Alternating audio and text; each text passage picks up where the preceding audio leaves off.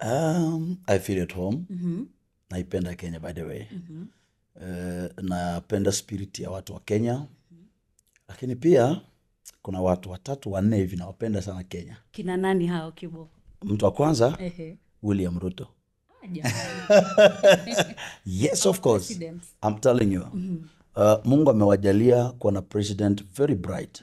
Strong guy. Mtu mwenye hana uoga. Unajua tulikuwa tunaangalia kipindi cha Gen Z. Sisi wengine kwa nje we were afraid. Tulijua ataresign, ataachia. Lakini huyu mwanaume sio binadamu wa kawaida. For real. Ninampa 5. Kwa sababu pia even before sijaja hapa nilimwona alimhost Benin. Means ni mtu wa Mungu. Kwa hiyo nikimzungumzia ninajua namzungumzia nani.